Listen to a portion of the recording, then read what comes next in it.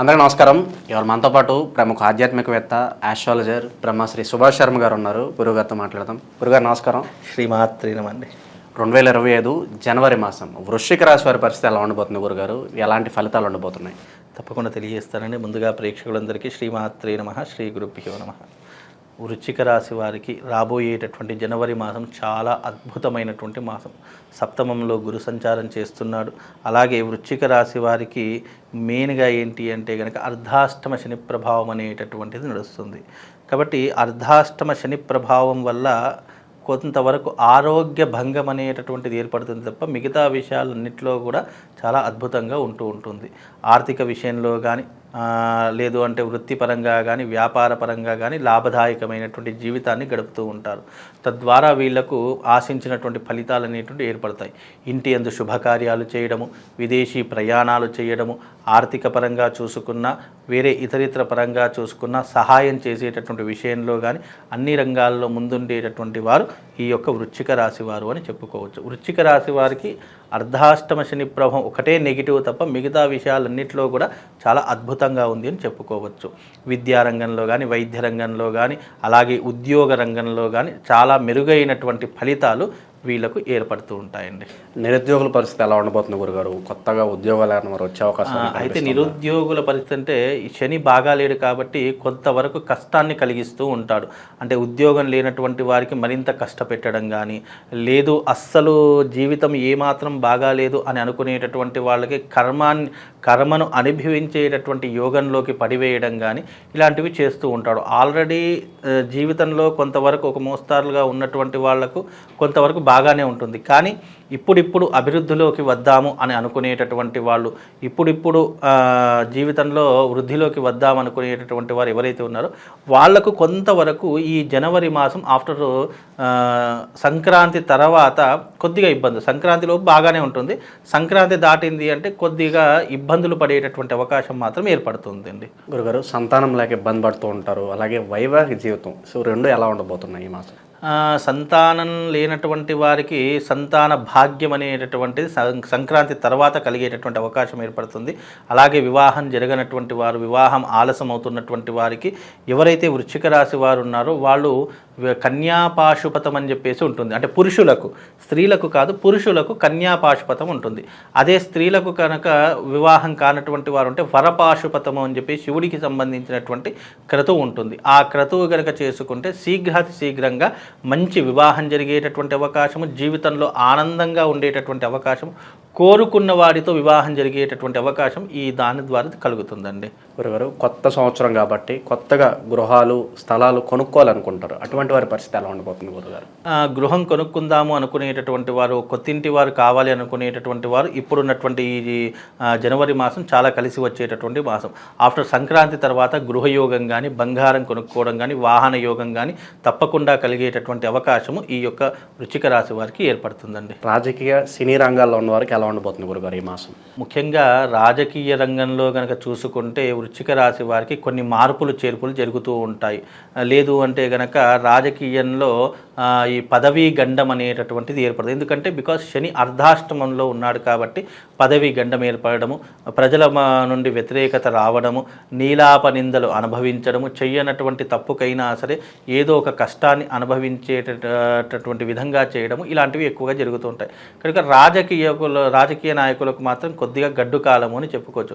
Cinema రంగంలో ఉన్నటువంటి వారికి కూడా నీలాప నిందలు రావడము, న్యూస్లో బాగా హల్చల్ చేయడము, లేదు అనంటే కనుక చెయ్యనటువంటి తప్పుకి అనవసరంగా శిక్షణ అనుభవించేలా చేయడము, ఇలాంటివి ఎక్కువగా జరుగుతాయి. ఎగ్జాంపుల్గా మన అల్లు అర్జున్ గారిని తీసుకోవచ్చు.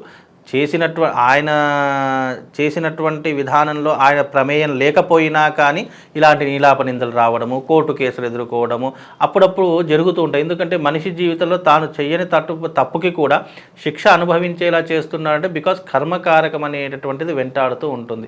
అల్లు అర్జున్ గారి యొక్క జాతకంలో కూడా అదే. ఆయన సినిమాకు వెళ్ళడము, ఎవరో తొక్కిసాటలో చనిపోతే ఈయన మీద నిరాపణ చేయడము, ఇవన్నీ కూడా అకస్మాత్తుగా జరిగినటువంటి సంఘటన. అలాగే ఇప్పుడు కూడా వృశ్చిక రాశి వారికి అలాంటి అకస్మారక సంఘటనలు జరుగుతూ ఉంటాయండి. గురుగారు, ఇంకా మంచి ఫలితాలు పొందడానికి ఈ రాశి వారు ఎటువంటి పరిహారాలు చేసుకుంటే బాగుంటుంది అంటారు? వీళ్ళు ఏదైనా పరిహారం చేసుకోవాలి అని అనుకుంటే గనక తప్పకుండా వీళ్ళు ఒక మాల చెప్తాను, అది ఈ మధ్య కాలంలో చాలా కరంగలి మాల ఈ మధ్య కాలంలో చాలామంది వేసుకోండి. కరంగలి మాల వేసుకోండి, అది నెగిటివ్ ఎనర్జీని దూరం చేస్తుంది, అలాగే పాజిటివ్ ఎనర్జీని గెయిన్ చేస్తూ ఉంటుంది. వీలైనంత వరకు వీళ్ళు శివశక్తి లింగం అనేది దొరుకుతుంది. ఆ శివశక్తి లింగానికి ప్రతి నిత్యం పూజ చేసుకోవడం ద్వారా, దానికి జలాభిషేకం చేసుకోవడం ద్వారా, శివశక్తి లింగము అంటే అది ఎలా ఉంటుందంటే మామూలుగా లింగాకారం నుండి ఆ పిండం మీద శ్రీచక్ర యంత్రం అనేటటువంటిది ఉంటూ ఉంటుంది. అలాంటి లింగం తీసుకొని తప్పకుండా దానికి అభిషేకాలు అంటే దాన్ని శివశక్తి లింగం అంటారు. శివుడు శక్తి రెండూ కూడా కలిసినటువంటి లింగం శివశక్తి లింగం. కాబట్టి ఈ శివశక్తి లింగాన్ని ఎవరైతే అర్చిస్తారో పూజిస్తారో వాళ్ళకు రాబోయేటటువంటి విపత్తులు కానీ గండం కానీ దూరం అయిపోయేటటువంటి అవకాశం ఏర్పడుతుందండి. వృశ్చిక రాశి వారికి దైవారాధన విషయంలో ఏదన్నా మంత్రం చెప్తారు గురుగారు? వృశ్చిక రాశి వారు ఏదైనా మంత్రం చేసుకోవాలి అని అనుకుంటే గనక వాళ్లకు మృత్యుంజయాయ రుద్రాయ నీలకంఠాయ శంభవే అమృతేశాయ శర్వాయ మహాదేవాయ తే నమః అనేటటువంటి మంత్రం చదువుకుంటే పరమేశ్వరుడి యొక్క సంపూర్ణమైనటువంటి అనుగ్రహం కలుగుతుందండి. అయితే ముఖ్యంగా ఈ రాసుల వాళ్ళు రాబోయేటటువంటిది సంక్రాంతి 2025 కాబట్టి ఈ సంక్రాంతిలో కీడు దినాలు కూడా చాలామందికి ఏర్పడుతూ ఉంటాయి. ద్వాదశ రాసుల రీత్యా బాగున్నా బాగా లేకపోయినా కొన్ని రాసుల వారు తప్పకుండా దైవారాధన చేసుకోవడం చాలా ముఖ్యము. మీ రాశి వాళ్ళు ముఖ్యంగా ఏదైనా చేసుకోవాలంటే శివుడికి సంబంధించినటువంటి ఆర్ద్రాభిషేకం అనేటటువంటిది ఒకటి ఉంటుంది. లేదు అని అనుకుంటే గనక ఈ రాశి వాళ్ళు ముఖ్యంగా తప్పకుండా శివశక్తి లింగం అనేటటువంటిది ఒకటి ఉంటుంది. ఆ శివశక్తి లింగాన్ని మీ ఇంటికి తెచ్చుకొని తప్పకుండా ఆ శివశక్తి లింగానికి ప్రతి నిత్యము ఉదయము లేచిన వెంటనే స్నానం ఆచరణ చేసుకొని ఓం నమః శివాయ అనుకుంటూ ఆ శివశక్తి లింగానికి వీలైతే ఆవు పాలతో, లేదు అని అంటే కనుక మంచి గంగ నీళ్లు తీసుకోండి, లేదా ఫ్రెష్ వాటర్ తీసుకొని దానికి అభిషేకం చేస్తూ ఉండండి. అభిషేకం చేసినటువంటి జలాన్ని మీరు తీర్థంగా స్వీకరించడం వల్ల ఆయా రాసుల వారికి తప్పకుండా శుభము లాభం కలిగేటటువంటి అవకాశం ఉంటుంది. ఎందుకు అని అంటే కనుక శివారాధన ఎక్కడనైతే నిరంతరము కొనసాగుతుంటుందో వాళ్లకు గ్రహ సంచారం అనేటటువంటిది పాజిటివ్లోకి మారేటటువంటి అవకాశం ఉంటుంది. జాతకం ఎంత నీచంగా ఉన్నా కానీ శివుడి యొక్క ఆరాధన వల్ల మనకు అద్భుతమైనటువంటి ఫలితాలు అనేటటువంటివి వస్తూ ఉంటాయి. అది కూడా శివశక్తి లింగం తీసుకోండి. శివశక్తి లింగం అంటే అర్థం ఏంటి అంటే కనుక శివలింగ ఆకారంలో ఉన్నటువంటి స్ఫటిక లింగం ఒకటి దొరుకుతుంది. దానిపైన శ్రీయంత్రం ఉంటుంది. ఆ శివలింగం యొక్క పిండం పైన ఈ యొక్క శ్రీయంత్రం అనేటటువంటిది చెక్కింది ఉంటుంది. ఆ శివశక్తి లింగానికి గనక ఎవరైతే ఏ నక్షత్రం వాళ్ళు ఏ రాశి వాళ్ళైతే దానికి నిరంతరం అభిషేకాది క్రతువులు చేస్తారో, ముఖ్యంగా ఎవరు చేస్తారు, ఏలినాటి శని ప్రభావం ఉన్నటువంటి వారు, జాతకం నీచంగా ఉన్నటువంటి వారు, రాశి ప్రభావాలు గ్రహ సంచారం బాగా లేనటువంటి వారు ఎవరైతే ఉన్నారో అలాంటి ప్రతి ఒక్కరూ కూడా ఈ యొక్క శివార్చన చేసుకోండి.